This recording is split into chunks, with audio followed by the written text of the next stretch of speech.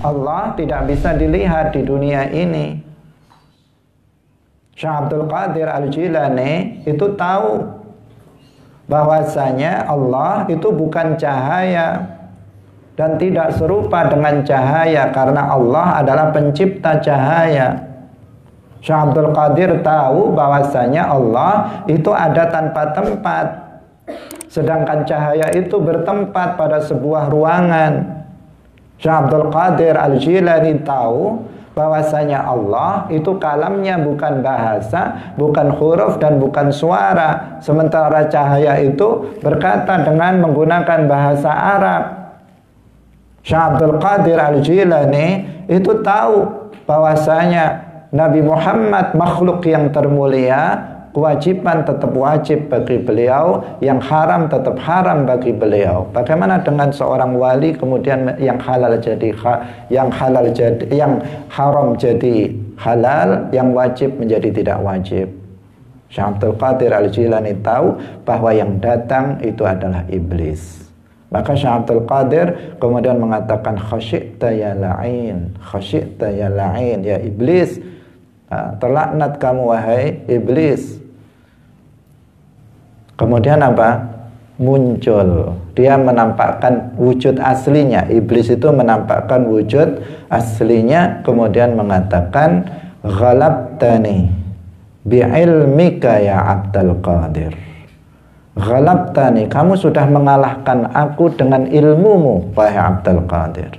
Salatullah, salamullah, alal hadi Rasulillah. Assalamualaikum warahmatullahi wabarakatuh. Alhamdulillahi rabbil alamin. Lahu ni'matu wa lahul fadlu wa lahus sana'ul hasan. Wassalawatullahil barrir rahim wal malaikatil muqarrabin ala sayyidina wa maulana Muhammadin wa ala alihi wa ashabihi tayyibin tahirin. Allahumma la sahla illa ma ja'altahu sahla wa anta taj'alul hazna idza syi'ta sahla. Allahumma arzuqna al-ikhlasa fi niyyati wal qawli wal amal. Wa ba'du. Ila nabiyil mustafa sallallahu alaihi wasallam wa ikhwanihi minal anbiya'i wal mursalin wa syuhada'i was salihin, khususan ila sultanil awliya Syekh Abdul Qadir Al-Jilani wa Syekh Ahmad Ar-Rifa'i wa Syekh Baha'iddin Naqsyabandi wa Syekhina Abdullah Al-Harari wa ila arwahi muassisi jam'iyyati Nahdlatul Ulama Syekh Muhammad Hashim Ash'ari wa Syekh Bisri Sansuri wa Syekh Abdul Wahab Khasbuwah wa ila arwahi jami'i ahli al-qubur minal muslimin wal muslimat wal mu'minin wal mu'minat min masyariqil ardi ila magharibiha, khususan ila arwahi abaina wa ummahatina wa ajdadina wa jaddatina wa masyayikhina wa masyayikhi masyayikhina. Al-Fatihah. A'udzu billahi minasy syaithanir rajim. Bismillahirrahmanirrahim. Alhamdulillahi rabbil alamin. Ar-Rahmanir Rahim. Maliki yaumiddin. Iyyaka na'budu wa iyyaka nasta'in.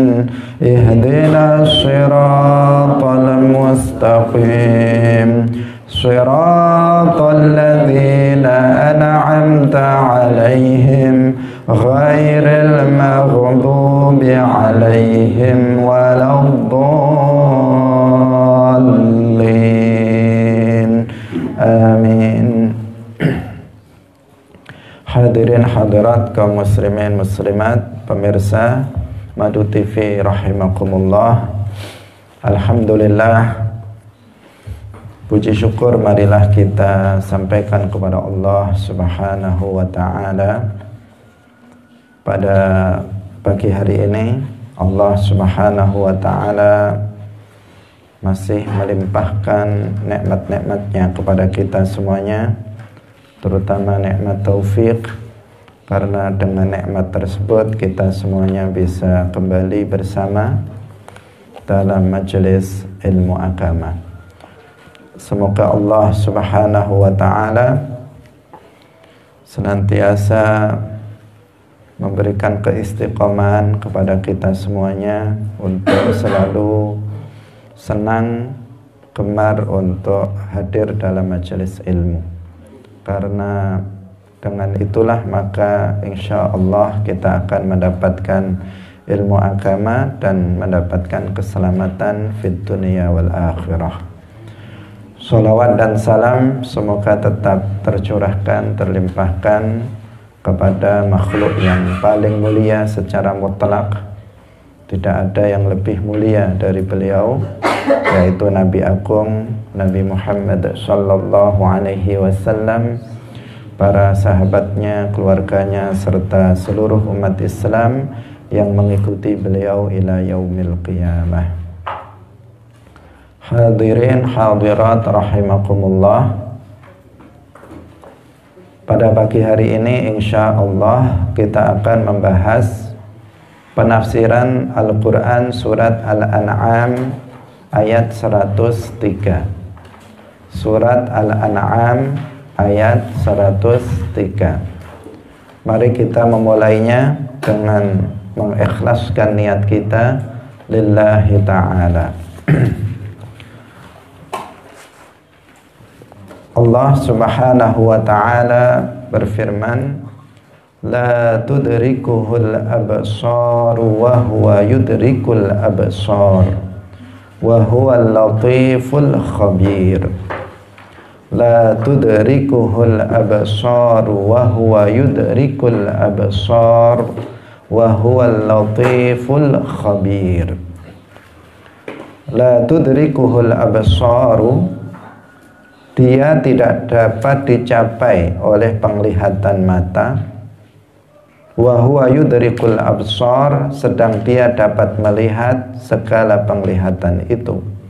Wa huwal latiful khabir, dan dialah al-latif dan al-khabir. Hadirin hadirat rahimakumullah, kita masih membahas tentang tema ru'yatullah, melihat Allah Subhanahu wa ta'ala. Telah dijelaskan pada Al-Quran surat Al-Qiyamah ayat 22 sampai 23 pada pembahasan sebelumnya, bahwasanya Allah Subhanahu wa ta'ala itu yura, bisa dilihat fil akhirah, di akhirat. Penduduk surga mereka melihat Allah Subhanahu wa ta'ala. Penduduk surga berada di dalam surga, sedangkan Allah Subhanahu wa ta'ala ada tanpa tempat, ada tanpa arah, bukan berupa jisim, bukan berupa benda, tidak disifati dengan sifat-sifat makhluk. Itu sudah kita jelaskan berdasarkan Al-Quran surat Al-Qiyamah ayat 22-23. Wujuhun yawma idhin nadhirah ila rabbiha nadhirah. Bahkan ru'yatullah ini merupakan a'zam ni'am ahlil jannah, nikmat penduduk surga yang paling agung. Nah, pada hari ini ada sebuah ayat dalam surat Al-An'am 103. Zahirnya, makna zahirnya mengindikasikan seakan-akan Allah itu tidak bisa dilihat. La tudrikuhul absaru. Padahal ayat Al-Qiyamah 22-23 itu sudah menjelaskan, menegaskan tanpa mungkin untuk bisa ditakwilkan bahwasanya Allah Subhanahu wa ta'ala itu bisa dilihat. dan bahwa berdasarkan akal sesuatu yang ada itu sah untuk dilihat, dan Allah ada maka dia sah untuk bisa dilihat secara akal. Lalu kemudian ada ayat ini, la tudrikuhul absaru, yang menggambarkan seakan-akan ini bertentangan dengan ayat yang kemarin kita bahas, Al-Qiyamah 22-23. Padahal kita telah ketahui secara pasti dan kita telah meyakini bahwa ayat-ayat Al-Quran itu tidak ada yang saling bertentangan satu dengan yang lain. Lalu bagaimana dengan ayat ini? Maka kita harus merujuk kepada penjelasan ulama tentang ayat ini. Hadirin rahimakumullah, para ulama mengatakan bahwa la tudrikuhul absar itu adalah ay fid dunya. La tudrikuhul absaru fid dunya, bahwa Allah itu tidak bisa dilihat dengan penglihatan mata kepala di dunia. Kalau ayat wujuhu yawma idzin nadhirah ila rabbiha nadhirah itu fil akhirah, di akhirat nanti Allah itu bisa dilihat oleh penduduk surga. Tetapi ayat la tudrikuhul absar itu fid dunya, bahwa di dunia Allah itu tidak bisa dilihat, tidak terjangkau oleh penglihatan manusia yang faniyah, yang rusak. Tetapi Allah subhanahu wa ta'ala bisa dilihat dengan mata yang baqiyah di akhirat. Jadi Allah tidak bisa dilihat dengan mata yang faniyah, yang rusak, yang akan rusak di dunia ini. Tetapi Allah itu bisa dilihat dengan mata yang baqiyah nanti di akhirat. Itu makna. Jadi makna dari kedua ayat tersebut, dan itu tidak ada pertentangan. Menunjukkan tidak ada pertentangan antara ayat Al-Qiyamah 22-23 dengan Al-An'am 103. Al-Qiyamah 22-23 itu menetapkan ru'yatullah fil akhirah, sementara Al-An'am 103 itu menafikan ru'yatullah fid dunya, tidak menafikan ru'yatullah fil akhirah. Hadirin hadirat yang dirahmati oleh Allah subhanahu wa ta'ala. Nah, ini penting penjelasan yang seperti ini, karena jika tidak maka seseorang akan terjadi di sini kebingungan. Ini bagaimana? Kemarin dikatakan wujuhu yawma idzin nadhirah ila rabbiha nadhirah. Sekarang dikatakan la tudrikuhul absar. Seakan-akan ada kontradiksi, tetapi para ulama mengetahui maknanya bahwa la tudrikul absar itu berlaku di dunia, bahwa di dunia itu Allah tidak bisa dilihat dengan mata yang faniyah. Dan ini didukung oleh hadis dari Rasulullah sallallahu alaihi wasallam, bahwa Rasulullah sallallahu alaihi wasallam dalam hadis yang diriwayatkan oleh Al-Imam Ahmad ibn Hanbal, beliau bersabda, dan juga dalam riwayat yang lain ya, dalam riwayat yang lain ini ada banyak ayat, ada banyak riwayat yang tentang hadis ini dengan sedikit perbedaan dalam redaksi atau lafadznya.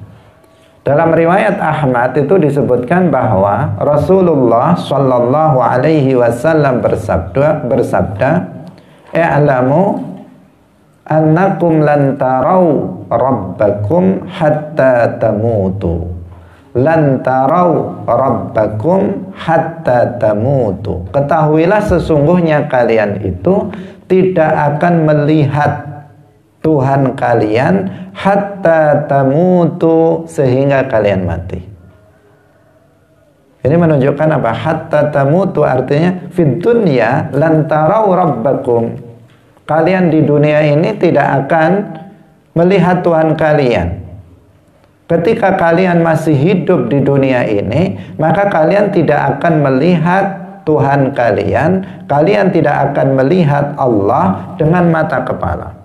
Hatta tamutu, sehingga kalian mati. Artinya jika kalian nanti telah mati di akhirat kelak, maka mungkin saja bagi kalian untuk melihat Tuhan, untuk melihat zat Allah subhanahu wa ta'ala.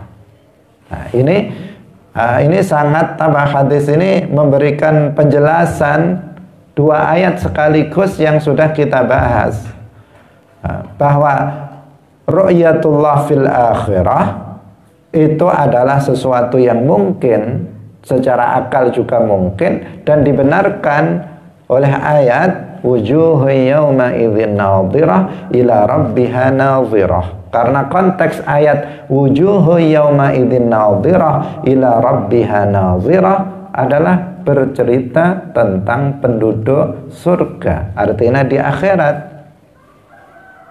Sedangkan ayat la tudrikuhul absar itu dikuatkan dengan hadis Nabi yang mengatakan lan tarawna rabbakum, di dunia ini kalian tidak akan melihat Tuhan kalian. Kemudian ada kata-kata hatta tamutu, sehingga kalian mati. Artinya setelah seseorang itu nanti mati, maka dia mungkin secara akal dia akan melihat Tuhannya. Bahkan telah ditetapkan dalam nas bahwa orang mukmin akan melihat Tuhannya. Mereka di dalam surga Allah ada tanpa tempat. Adapun orang kafir, kemarin juga sudah kita jelaskan bahwa mereka mahjub, mereka terhalang dari melihat Allah. Artinya mereka tidak akan melihat Allah, karena melihat Allah adalah nikmat bagi penduduk surga, dan penduduk neraka tidak akan mendapatkan nikmat sedikit pun. Mereka la yurham, mereka tidak dirahmati oleh Allah subhanahu wa ta'ala, sehingga mereka enggak melihat Allah. Jangankan melihat Allah, istirahat sedikit pun dari azab Allah mereka tidak. Bagaimana kemudian mendapatkan nikmat teragung berupa ru'yatullah? Tidak, mereka tidak mungkin mendapatkan nikmat tersebut. Hadirin hadirat rahimakumullah. Bagaimana sekarang dengan peristiwa Mi'raj? Bukankah Rasulullah Shallallahu Alaihi Wasallam itu melihat Allah di malam Mi'raj? Tadi Rasulullah mengatakan lan tarau rabbakum hatta tamutu, tetapi di sisi lain ada kisah Mi'raj Rasulullah Shallallahu Alaihi Wasallam yang dikatakan bahwa di malam Mi'raj Rasulullah itu melihat Allah. Rasulullah ketika itu berada di atas langit yang lebih tinggi dari langit ketujuh. Di sana, di tempat itu Rasulullah itu melihat Allah, tetapi tidak menunjukkan Allah di sana. Allah ada tanpa tempat, sebagaimana penduduk surga melihat Allah. Mereka di surga, Allah ada tanpa tempat. Ketika itu Rasulullah berada di atas langit ketujuh. Kemudian Rasulullah melihat Allah. Nabi Muhammad berada di atas langit ketujuh, dan Allah ada tanpa tempat. Bagaimana dengan itu? Jawabannya para ulama sudah menjawab. Di sini pun ada khilaf di antara para ulama. Sebagian ulama mengatakan di malam Mi'raj Rasulullah itu melihat Tuhannya dengan hati, tidak dengan mata. Sebagian ulama lainnya mengatakan bahwasanya Rasulullah itu melihat Allah dengan mata kepala. Bahkan khilaf ini terjadi di antara para sahabat. Di antaranya antara Sayyidah Aisyah radhiyallahu anha, istri Rasulullah, Ummul Mukminin, dan juga dengan Abdullah ibnu Abbas. Sayyidah Aisyah mengatakan Rasulullah melihat dengan hatinya, tidak dengan matanya. Rasulullah melihat Allah dengan hati, tidak dengan mata. Sedangkan Abdullah ibnu Abbas mengatakan bahwa Rasulullah melihat Allah itu dengan matanya. Tetapi di sini Sayyidah Aisyah membantah keras apa yang dinyatakan oleh Abdullah ibnu Abbas. Dan para ulama berdasarkan dengan ayat ini dan juga hadis yang lain itu lebih cenderung kepada pendapat yang mengatakan bahwasanya Allah itu atau Rasulullah itu pada malam Mi'raj melihat Allah dengan hatinya, tidak dengan matanya. Karena Rasulullah dalam hadis lain yang tadi kita sebutkan telah bersabda lan tarau rabbakum hatta tamutu. Sehingga Nabi itu juga ketika itu melihat Allah dengan hati. Bagaimana dengan hati? Bukan sekedar di batin, bukan, memang betul-betul melihat. Betul-betul melihat dengan hati. Allah Subhanahu wa taala memberikan kekuatan hati Rasulullah sehingga bisa melihat zat Allah. Bukan hanya mata yang bisa melihat, dengan kehendak Allah, Allah juga berkuasa untuk menjadikan hati Rasulullah untuk bisa melihat Allah Subhanahu wa taala. Dan Allah yang dilihat dengan hati Rasulullah Shallallahu Alaihi Wasallam itu bukan berupa benda, bukan berupa jisim, ada tanpa tempat dan ada tanpa arah. Seperti yang kita yakini. Nah, itu menurut pendapat pendapat sebagian para ulama, dan itu diunggulkan oleh sebagian para ulama. Meskipun ada juga ulama yang lebih mengunggulkan pendapat Ibnu Abbas. Tetapi berdasarkan dalil-dalil itu menunjukkan bahwa pendapat yang mengatakan bahwa Nabi ketika Mi'raj itu melihat Allah dengan bifuadihi, dengan hatinya, bukan bi'ainaihi, bukan dengan dua matanya, adalah pendapat yang lebih kuat. Hadirin hadirat yang dirahmati oleh Allah Subhanahu wa ta'ala. Jadi ini salah satu juga contoh perbedaan pendapat di antara para ulama, bahkan di antara para sahabat dalam masalah furu'ul aqidah. Jadi perbedaan pendapat dalam usulul aqidah, dalam prinsip-prinsip aqidah itu tidak ditolerir, nggak bisa ada. Umat Islam itu satu dalam hal prinsip akidah. Kelompok atau seseorang yang menyimpang dari prinsip usulul akidah, dalam prinsip akidah, maka mereka akan keluar dari golongan besar ahli sunnah wal jamaah. Tetapi mereka yang berbeda dalam masalah furu' al-aqidah, cabang akidah, bukan masalah yang mendasar dalam akidah, sebagaimana perbedaan para ulama tentang ketika Mi'raj Rasulullah melihat Tuhannya dengan hati atau dengan mata, maka ini adalah perbedaan yang perbedaan dalam furu' yang tidak menjadikan orang yang berbeda satu dengan yang lain keluar dari golongan ahlus sunnah wal jamaah. Perbedaan yang ditolerir, yang yang tidak menjadikan pembedanya itu keluar dari golongan ahlus sunnah wal jamaah. Keduanya masih bagian dari ahlus sunnah wal jamaah.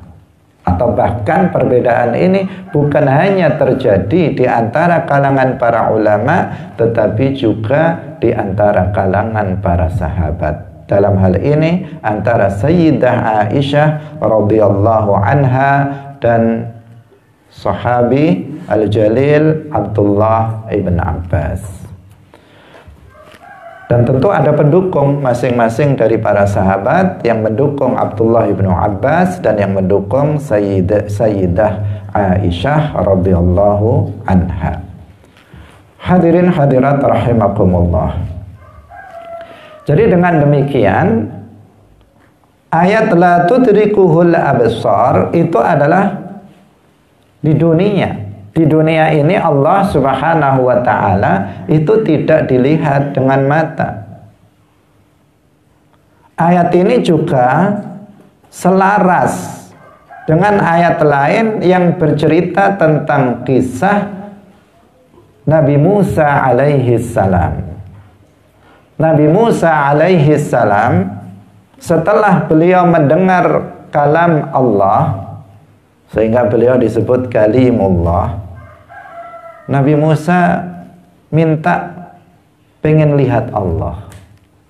Jadi dia sudah diberi anugerah, beliau sudah diberikan anugerah yang sangat besar, dipilih sebagai Rasulullah dan dipilih sebagai seorang nabi yang bisa mendengar kalamullah al-azali al-abadi, yang bukan bahasa, bukan huruf dan bukan suara.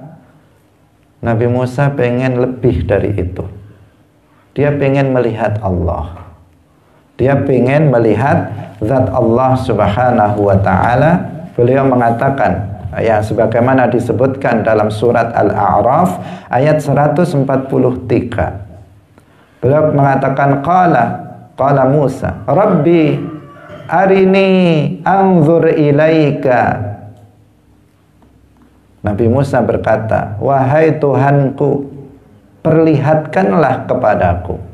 Arini, perlihatkanlah kepadaku zatmu. Anzur ilaika, agar aku bisa melihatmu, melihat zatmu. Nabi Musa minta kepada Allah agar bisa melihat Allah Subhanahu wa ta'ala. Apa jawaban Allah? Qala lan tarani. Allah berfirman, lan tarani, kamu tidak akan bisa melihatku. Ai fid dunya, maksudnya di dunia bukan di akhirat. Lan tarani. Di sini ayat ini juga konteksnya adalah fid dunya. Wahai Musa, kamu tidak akan melihat aku. Ai fid dunya. Di dunia kamu tidak akan melihatku. Itu maksudnya. Nah, ayat ini sama dengan ayat la tudrikuhul absar, bahwa di dunia Allah Subhanahu wa ta'ala itu tidak bisa dilihat dengan mata. Karena dalam ayat itu kemudian kelanjutannya adalah walakin inzur ilal jabali fa in istaqarra makanahu fasawfa tarani. Nah, walakin inzur ilal jabali, tetapi lihatlah kepada gunung. Fa in istaqarra makanahu, apabila gunung itu tetap pada tempatnya, fasawfa tarani, maka kamu akan melihatku. Allah Subhanahu wa ta'ala memperlihatkan zatnya kepada gunung. Kemudian gunung itu bergetar, tidak kuat ketika dia melihat Allah Subhanahu wa ta'ala. Maka Nabi Musa alaihi salam kemudian pingsan, dan setelah Nabi Musa alaihi wasallam itu siuman, kemudian Nabi Musa alaihi salam mengetahui bahwa dirinya tidak akan kuat melihat Allah dengan matanya yang faniyah. Disebutkan dalam lanjutan ayat itu, falamma tajalla rabbuhu lil jabali ja'alahu dakka wa kharra Musa sa'iqa. Falamma afaqa qala subhanaka tubtu ilaika wa ana awwalul mu'minin. Ketika Tuhannya itu memperlihatkan zatnya kepada gunung, maka Allah menjadikan gunung itu apa? Gunung itu bergetar. Maka Nabi Musa kemudian pingsan karena melihat hal tersebut. Ketika beliau sudah siuman, maka kemudian Nabi Musa mengatakan, subhanaka tubtu ilaika. Subhanaka, maha suci engkau ya Allah, tubtu ilaika. Bukan berarti Nabi Musa di sini melakukan berdosa, melakukan dosa, tidak. Beliau mengatakan tubtu ilaika wa ana awwalul mu'minin. Artinya saya yang pertama kali itu beriman kepadamu bahwa engkau tidak dilihat dengan mata di dunia, tetapi engkau akan dilihat dengan mata kepala nanti di akhirat, tidak di dunia. Karena pada nabi-nabi sebelumnya tidak pernah diberitahukan kepada mereka bahwa Allah itu tidak bisa dilihat di dunia. Sehingga Nabi Musa alaihissalam itu meminta kepada Allah agar diperlihatkan zat Allah ketika beliau di dunia ini.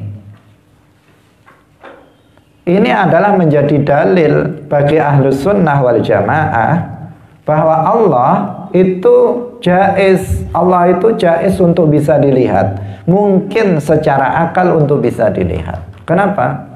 Buktinya Nabi Musa alaihissalam meminta kepada Allah agar diperlihatkan zatnya. Itu karena Nabi Musa alaihissalam mengetahui, saya ulangi lagi, itu karena Nabi Musa alaihissalam mengetahui bahwa ru'yatullah adalah sesuatu yang mungkin terjadi, bukan sesuatu yang mustahil seperti yang dikatakan oleh kelompok Mu'tazilah. Nabi Musa alaihissalam Nabiullah, beliau tahu bahwa ru'yatullah adalah sesuatu yang mungkin, bukan sesuatu yang mustahil. Sehingga beliau meminta agar Allah memperlihatkan zatnya kepada beliau. Jika ru'yatullah, jika melihat Allah itu adalah sesuatu yang mustahil, tidak mungkin secara akal, maka tidak mungkin juga Nabi Musa memintanya. Nabi Musa meminta itu karena Nabi Musa mengetahui itu sesuatu yang mungkin terjadi, bukan sesuatu yang mustahil.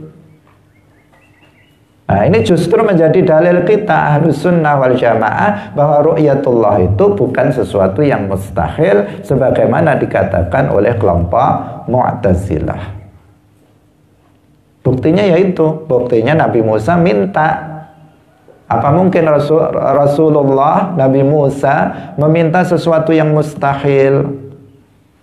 Apa mungkin dikatakan bahwa Nabi Musa itu nggak tahu kalau itu mustahil?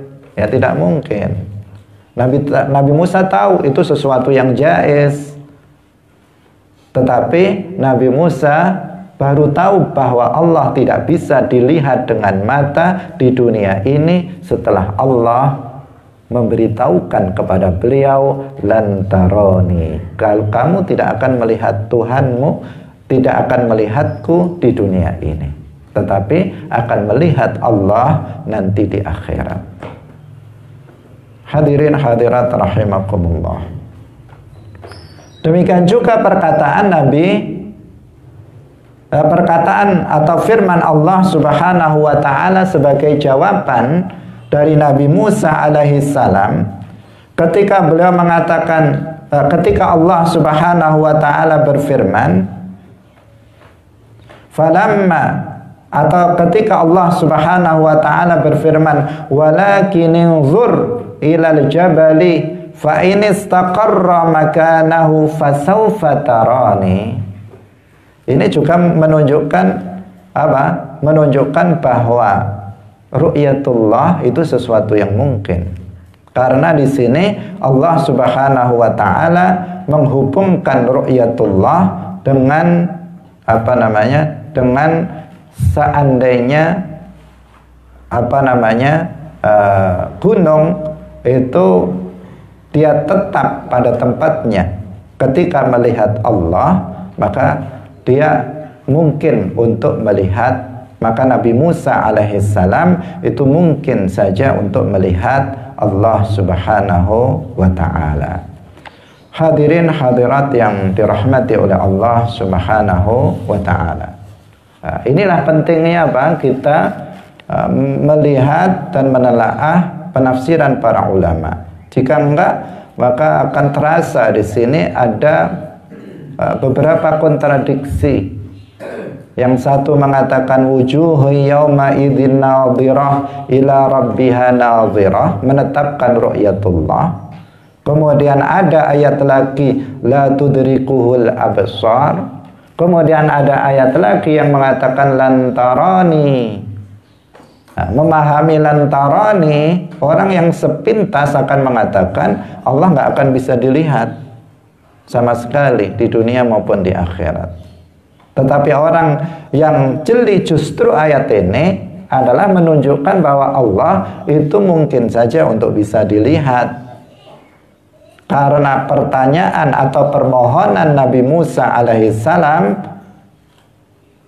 untuk bisa melihat zat Allah itu sudah menjadi dalil bahwa ru'yatullah adalah sesuatu yang sah secara akal.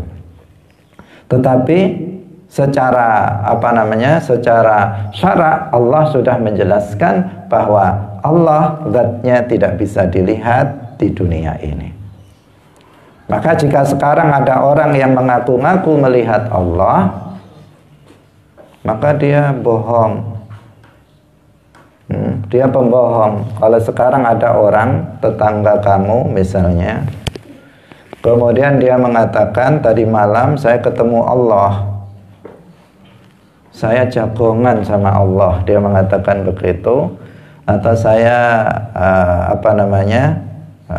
ngobrol sama Allah, dia mengatakan begitu, maka katakan kepadanya kamu pembohong. Nabi Musa alaihissalam makhluk yang mulia, min anbiya'illah, min rusulillah, termasuk min ulil azmi, nabi-nabi ulil azmi, meminta untuk bisa melihat Allah. Allah berfirman, lan taroni, kamu tidak akan melihatku di dunia ini. Rasulullah, makhluk yang termulia, Rasulullah bersabda, lan tarau rabbakum hatta tamutu. Sekarang ada orang nggak pernah belajar ilmu agama, kadang sholat kadang enggak, kemudian dia bilang tadi malam saya ketemu Allah, saya ngobrol sama Allah. Maka katakan kepada dia, kamu itu pembohong, kamu itu pembohong. Bisa jadi dia memang betul-betul pembohong, bisa jadi dia adalah korban pembohongan, ya. Jadi dia jadi korban hoax, sehingga dia menyampaikan berita hoax kepada orang lain karena dia kena korban berita bohong dari orang lain atau dari makhluk lain. Karena kemungkinannya seperti itu. Banyak orang yang mendakwa hari ini, banyak orang yang mendakwa, mengklaim dirinya ini dan itu, saya itu begini dan begitu. Ada yang mengklaim saya ini wali. Bahkan ada yang mengklaim saya ini Sultanul Aulia, saya ini kutub, wali kutub. Ada yang mengklaim dirinya saya ini alim, saya ini kiai, saya ini buya, saya ini ustadz. Tetapi sesungguhnya tidak sesuai dengan apa yang diucapkannya. Saya ini ahlul hadis, saya ini ahlul tafsir. Banyak orang yang sekarang suka mengklaim, ngaku-ngaku, tetapi hakikatnya dia nggak seperti apa yang dia ucapkan, hanya sekedar pengakuan. Kadzab, mereka adalah para pembohong, kadzabun, dajjalun, orang-orang yang suka berbohong kepada orang lain demi kepentingan pribadi, demi kepentingan urusan duniawi. Ujung-ujungnya adalah cari amplop dan isinya, bukan hanya amplopnya saja. Ujung-ujungnya mencari duit dengan meninggikan derajat dia di atas yang seharusnya. Bukan kiai mengaku kiai, bukan ustadz mengaku ustadz. Gelar-gelar seperti itu kan diberikan, bukan diaku-aku. Ya. Itu kan di masyarakat orang dipanggil kiai oleh masyarakat, bukan memproklamirkan diri saya adalah kiai, bukan seperti itu. Tetapi masyarakat yang mengakuinya sebagai seorang kiai, seorang alim karena keilmuannya. Bahkan dikatakan bahwa penilaian itu dilakukan oleh orang yang sesamanya. Orang yang sesamanya. La ya'riful waliyya illal waliyyu. Tidak ada yang tahu seorang wali kecuali wali juga. Karena itu kalau tiba-tiba ada masyarakat awam bilang kamu itu wali, jangan percaya. Ini percaya aja, alhamdulillah saya dipanggil wali misalnya. Akhirnya terus diumumkan bahwa dirinya adalah wali misalnya. Kalau ada masyarakat umum misalnya, masyarakat biasa, kemudian memuji-muji kamu sebagai al-alim, al-allamah fulan, maka jangan kemudian terperdaya dengan itu, kemudian kamu meyakini bahwa diri kamu adalah al-alim, al-allamah. Karena penilaian yang mu'tabar itu penilaian yang berasal dari orang yang memang kompeten dalam hal itu. Artinya dikatakan la ya'riful waliyya illal waliyyu. Jika ada wali masyhur dengan kewaliannya kemudian mengatakan kamu itu wali, bisa jadi benar karena wali yang mengatakannya. La ya'riful alim illal alimu. Tidak ada yang mengetahui orang alim kecuali orang yang alim juga. Orang bodoh, ya pokoknya orang di atasnya yang alim. Nah, orang masyarakat yang bodoh misalnya, kalau melihat kita hanya ngaji misalnya kitab Mukhtasar Abdullah Al-Harari misalnya, maka mereka akan mengatakan kita itu al-alim. Padahal yang dipelajari cuman kitab tipis. Nah, hanya sedikit yang kita tahu. Tetapi mereka bilang kita al-alim. Kenapa? Karena mereka orang-orang bodoh. Maka nggak bisa dibuat pegangan ucapan mereka. Tetapi jika ada seorang alim mengatakan seseorang itu alim, maka itu bisa, itu mu'tabar, bisa dianggap sebagai sebuah kebenaran. Meskipun begitu juga bukan untuk disombongkan kepada orang lain. Nah, seperti itulah sekarang, pada zaman sekarang bukan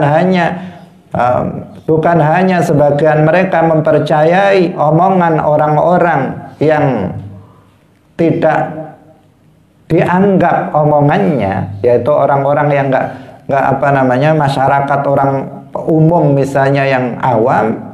Bukan hanya mereka mempercayai itu, karena sekarang kan zamannya orang membesar-besarkan sesuatu. Orang biasa pujiannya luar biasa, apalagi MC misalnya. MC yang diundang penceramahnya udah al-alim, al-allamah, banyak sekali gelarnya diberikan, padahal tidak seperti itu. Ya, untuk kembangan sebenarnya, tetapi yang dipanggil menjadi merasa terpuji dan merasa bahwa dia seperti apa yang dikatakan oleh dia. Padahal baru dia adalah MC yang memang diajari untuk mengatakan begitu, tidak berasal dari dalam hatinya, dan seterusnya. Bukan hanya itu, sekarang justru muncul orang-orang yang memproklamirkan diri sebagai wali, sebagai alim, sebagai ustadz, sebagai kiai, sebagai wali, sultanul aulia dan seterusnya, dia sendiri yang minta kepada masyarakat, tolong panggil saya wali, tolong panggil saya kiai. Kalau ada orang yang nggak manggil kiai dimarahi, kamu itu bagaimana? Saya ini kiai kok nggak dipanggil kiai dan seterusnya. Ini ada yang seperti ini parah sekali ya, parah sekali. Nah, kebohongan-kebohongan seperti ini muncul, termasuk orang-orang yang kemudian berbohong. Dia mengatakan saya ini sudah biasa ketemu dengan Allah, dia mengatakan begitu. Nah, saya langsung belajarnya sama Allah. Kalau kamu kan ngaji kepada kiai, ngaji kepada ustadz, saya langsung ngajinya kepada Allah setiap malam lagi. Nah, dia mengatakan seperti itu. Nah, ini apa? Kebohongan-kebohongan yang luar biasa, yang sebagian orang awam karena kebodohannya itu percaya dengan omongan-omongan kosong seperti itu. Dan bisa jadi dia adalah orang-orang yang menjadi korban berita hoax dari iblis dan setan. Karena ada jin-jin pembohong yang datang kepada dia. Dia mengaku saya ini Allah. Orang nggak pernah sholat, nggak pernah belajar ilmu agama, didatangi oleh jin, setan, datang kepada dia dalam bentuk apa? Kemudian dia mengatakan, saya ini Allah. Ya percaya, nggak tahu dia akidah, yang benar dia nggak tahu. Dia orang yang nggak pernah belajar ilmu agama, akhirnya percaya. Dia kena berita hoax dari jin, dari setan, dari iblis. Setelah itu besok disampaikan ke orang lain bahwa dirinya telah bertemu dengan Allah, padahal dia bertemu dengan jin, padahal dia bertemu dengan iblis laknatullah alaih. Padahal dia bertemu dengan jin pembohong, setan pembohong. Nah, ini bisa terjadi seperti itu. Karena dahulu pernah iblis itu menampakkan diri kepada Sultanul Aulia Syekh Abdul Qadir Al-Jilani. Dalam kitab Manaqib Syekh Abdul Qadir Al-Jilani itu diceritakan bahwa suatu ketika, meskipun dengan berbagai versi, nah, kisah ini berbagai versi, tetapi memiliki makna yang sama. Ketika Syekh Abdul Qadir Al-Jilani, Sultanul Aulia, beliau sedang berkhalwat, berzikir, tiba-tiba muncul sebuah cahaya yang sangat terang. Cahaya yang sangat terang, bukan cahaya lampu, bukan cahaya bulan, bukan cahaya matahari, tetapi sebuah cahaya yang sangat terang. Kemudian cahaya itu mengatakan, ya Abdul Qadir abdi, wahai Abdul Qadir hambaku, aku ini adalah Allah. Cahaya itu bilang begitu. Nah, mulai sekarang saya gugurkan semua yang wajib atas kamu. Semua yang wajib-wajib udah boleh kamu tinggalkan. Wa abahtu lakal muharramat, dan mulai sekarang hal-hal yang haram saya bolehkan untuk kamu. Dari semua yang wajib saya gugurkan untuk kamu. Yang wajib udah nggak wajib lagi, udah nggak usah sholat 5 waktu, nggak usah puasa Ramadan, udah kamu sudah jadi wali, kamu pensiun, nggak usah melakukan kewajiban-kewajiban. Wa abahtu angkal muharramat, dan aku bolehkan sesuatu yang diharamkan, berjudi, mabuk, berzina, udah boleh bagi kamu karena kamu sudah jadi wali. Cahaya itu berkata seperti itu, dengan perkataan yang seperti itu. Tetapi Sultanul Aulia Syekh Abdul Qadir Al-Jilani adalah orang yang alim, beliau paham ilmu aqidah, beliau mengetahui ilmu tauhid, beliau mengetahui bahwasanya Allah tidak bisa dilihat di dunia ini. Syekh Abdul Qadir Al-Jilani itu tahu bahwasanya Allah itu bukan cahaya dan tidak serupa dengan cahaya karena Allah adalah pencipta cahaya. Syekh Abdul Qadir tahu bahwasanya Allah itu ada tanpa tempat, sedangkan cahaya itu bertempat pada sebuah ruangan. Syekh Abdul Qadir Al-Jilani tahu bahwasanya Allah itu kalamnya bukan bahasa, bukan huruf dan bukan suara, sementara cahaya itu berkata dengan menggunakan bahasa Arab. Syekh Abdul Qadir Al-Jilani itu tahu bahwasanya Nabi Muhammad makhluk yang termulia, kewajiban tetap wajib bagi beliau, yang haram tetap haram bagi beliau. Bagaimana dengan seorang wali kemudian yang halal jadi yang haram jadi halal, yang wajib menjadi tidak wajib? Syekh Abdul Qadir Al-Jilani tahu bahwa yang datang itu adalah iblis. Maka Syekh Abdul Qadir kemudian mengatakan, khasyikta ya la'in, khasyikta ya la'in, ya iblis, terlaknat kamu wahai iblis. Kemudian apa? Muncul. Dia menampakkan wujud aslinya. Iblis itu menampakkan wujud aslinya, kemudian mengatakan, ghalabtani bi'ilmika ya Abdul Qadir. Ghalabtani, kamu sudah mengalahkan aku dengan ilmumu, wahai Abdul Qadir. Jadi siapa? Syekh Abdul Qadir Al-Jilani bisa mengalahkan iblis karena beliau memiliki ilmu, karena beliau memiliki ilmu agama, ilmu tauhid, ilmu aqidah. Seandainya orang yang didatangi oleh iblis ini orang yang tidak paham tentang aqidah, dia tidak paham bahwa pencipta cahaya nggak serupa dengan cahaya, dia tidak paham bahwasanya Allah itu ada tanpa tempat, dia tidak paham bahwa kalam Allah itu bukan bahasa, bukan huruf, bukan suara. Dia tidak paham bahwa seseorang itu tidak menjadi boleh melakukan yang haram atau meninggalkan sesuatu yang wajib setelah dia sampai pada derajat yang tinggi, maka dia akan tertipu oleh iblis ini. Dan iblis sudah mengatakan, sudah ribuan orang saya perdaya dengan hal yang seperti ini, dan semuanya sukses. Semua kemudian mereka paginya mengatakan, tadi malam saya ketemu Allah. Seperti itu. Dan sekarang kita temui orang-orang yang seperti itu. Dalam masyarakat kita temui orang-orang seperti itu, orang-orang korban hak dari iblis, dari setan, dari jin, kemudian dia mengaku-ngaku sesuatu yang bertentangan dengan syara'. Bertentangan dengan syariat Islam.